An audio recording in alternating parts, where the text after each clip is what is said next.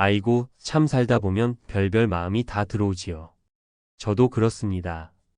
은퇴하고 나면 한편으론 시원하고 또 한편으론 섭섭하고요. 이제 내 의무는 끝났다. 싶으면서도 내가 뭘 위해 살아야 하나? 싶을 때가 있잖아요. 그런데 재미있는 통계 하나 알려드릴까요? OECD 조사에도 한국통계청 조사에도 공통적으로 나오는 얘기가 있어요. 인생에서 주관적 행복감이 가장 높은 시기가 바로 70대랍니다. 놀랍죠? 왜 그럴까요? 아이 키우느라 허리 휘던 시절, 직장에서 굽신거리며 성과 압박받던 시절, 부부간 갈등이나 경제적 불안감에 시달리던 시절 다 지나고 나면 정말로 내려놓을 게 많아져요. 자식 농사도 끝났고 가족 부양 의무도 덜었고 성욕도 한층 누그러져서 집착이 줄어듭니다. 젊을 땐 못 견디던 것들이 그립지만 또 편안하다 싶기도 해요. 그렇다고 70대가 무조건 장밋빛만은 아니죠. 은퇴 후 삶이 행복하려면 준비가 필요합니다. 오늘은 그 이야기를 좀 해보고 싶어요. 제 이야기도 섞어서 그리고 실제 주변 사례 3가지도 같이 전할게요. 솔직하게 편하게 우리끼리 얘기 나누듯이요. 첫째, 내려놓음의 기술을 배운 74세 할아버지 이야기. 제 지인 중에 74세 되신 분이 있어요. 이분은 젊을 때는 소위 공무원 철밥통을 잡고 살았는데 은퇴할 때는 정말 허무했대요. 나 이제 뭐하냐? 고. 술로 달래고 아내한테 짜증 부리고 자식들한테 훈계하고. 그러다 한 번은 큰아들한테 이렇게 들었다네요. 아버지, 이제 우리도 알아서 살게 좀 두세요. 그 말이 화살처럼 박혔대요. 그때부터 달라졌다고 해요. 자식 간섭 끊고 오히려 손주 용돈도 줄이고 주말엔 동네 경로당 말고 시립 도서관으로 다니기 시작했어요.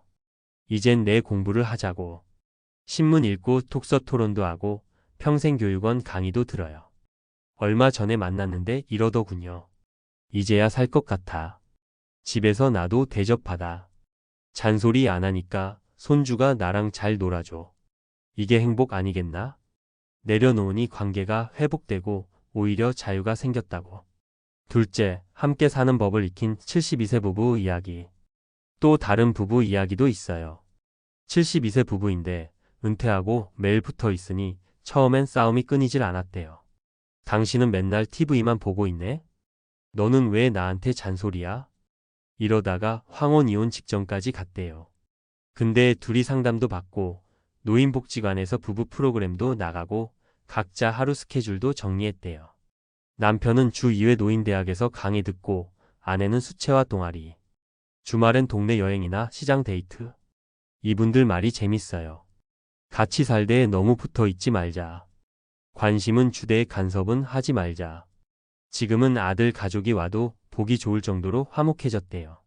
사람은 결국 혼자 못 살면서도 너무 얽매이면 서로를 갉아먹어요.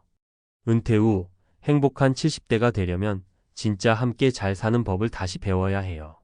셋째, 혼자서도 잘 노는 70대 여성 이야기. 그리고 한 분은 71세 여성인데요. 이분은 남편이 65세에 먼저 돌아가셨어요. 처음에는 너무 우울해서 병원도 다니고 그랬대요. 그런데 어느 순간 이렇게 생각했답니다. 내가 울면 누가 속상해 할까? 나만 손해다. 그때부터 하루를 쪼개서 살았대요. 오전엔 근린공원 산책, 오후엔 공예 수업, 저녁엔 손주 숙제 봐주기. 또 노후 준비도 철저했대요. 연금이 많지는 않아도 꼭 필요한 만큼 쓰자. 원칙을 세워서 문화센터도 3개월 단위로 제일 저렴한 강좌만 듣고 공원 벤치에서 도시락 먹으며 친구들이랑 수다 떨고. 이분 말이 참 좋아요. 사람이 돈 쓰는데도 격이 있어야 해.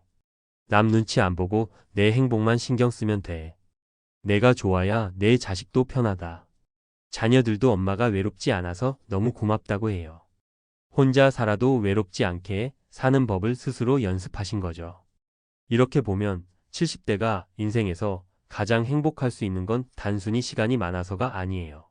내려놓을 수 있어서, 배우고 익힐 수 있어서, 함께하되 간섭하지 않아서, 혼자서도 즐길 수 있어서 가능한 겁니다.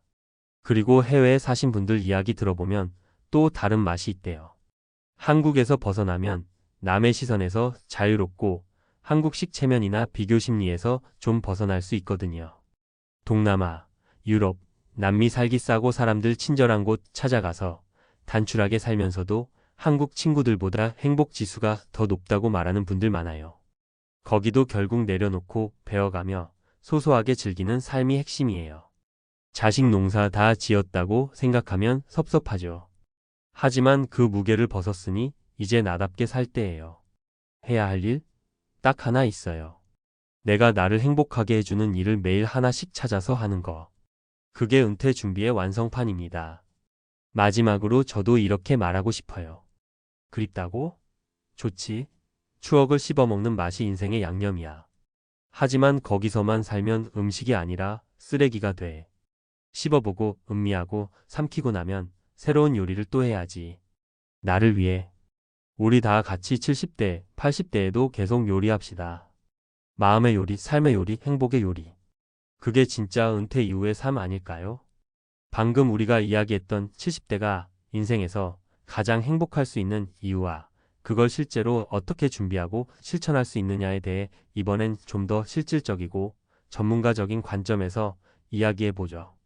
하지만 여전히 너무 딱딱하거나 어려운 말은 쓰지 않을게요. 우리끼리 차 한 잔 앞에 두고 얘기 나눈다고 생각하고 들어주세요.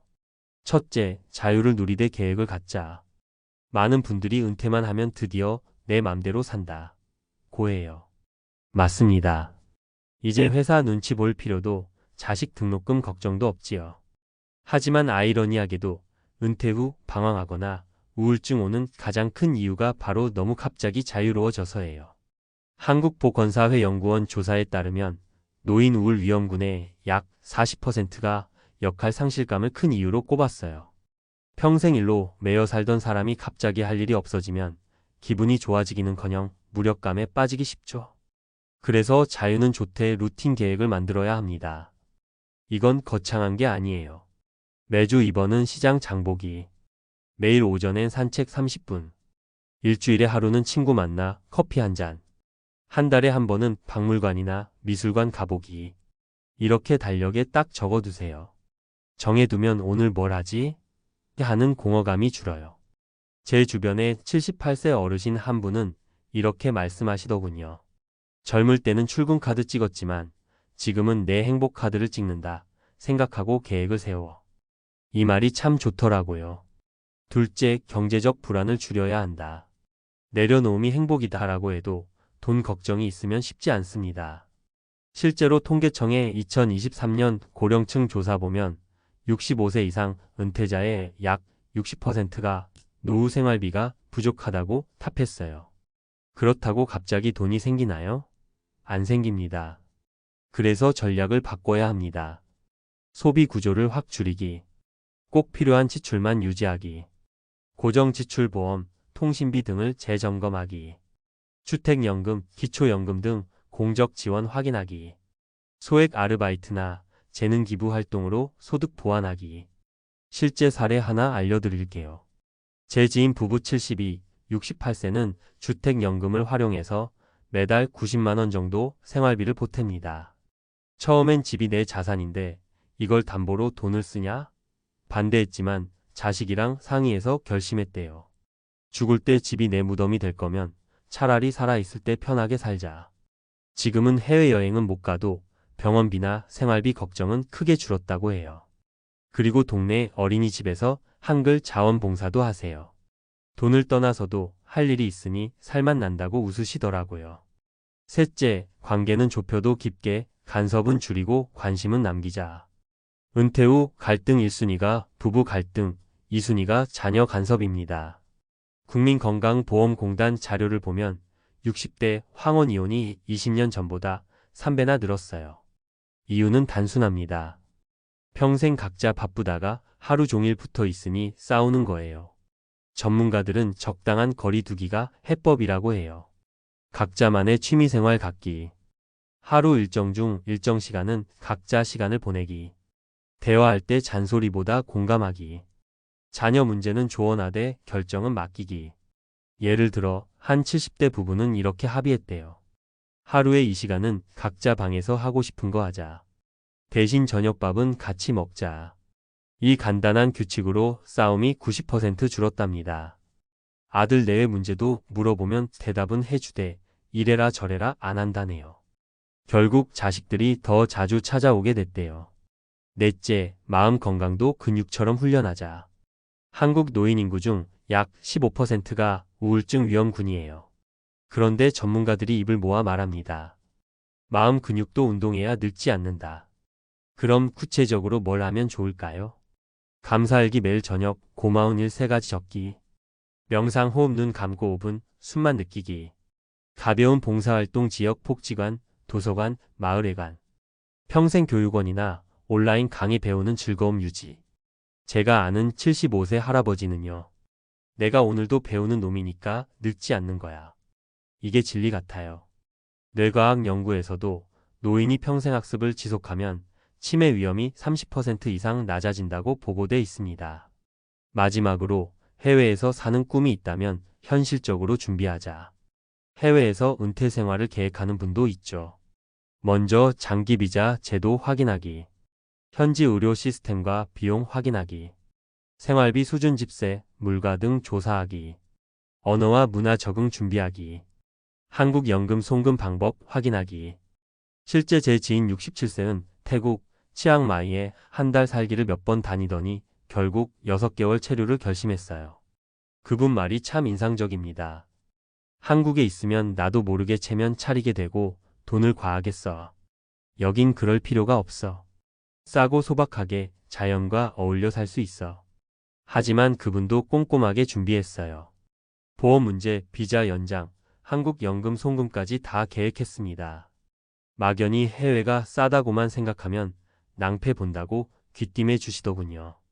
결국 은퇴 후 70대가 행복하다는 건 그냥 주어지는 게 아니라 내가 만들어 가야 하는 것이에요. 그리고 행복의 재료는 거창한 게 아닙니다. 내려놓을 줄 아는 마음, 작지만 단단한 계획, 필요한 만큼의 돈, 적당한 거리의 사랑, 매일 배우는 자세. 이 5가지만 있으면 누구나 내가 살면서 가장 좋은 시기를 만들 수 있어요. 이렇게 이야기 나눠봤으니 오늘부터라도 한 가지씩이라도 실천해 보세요. 내가 나를 행복하게 만드는 계획을요. 그게 바로 은퇴 후 인생을 진짜로 살아가는 방법이니까요.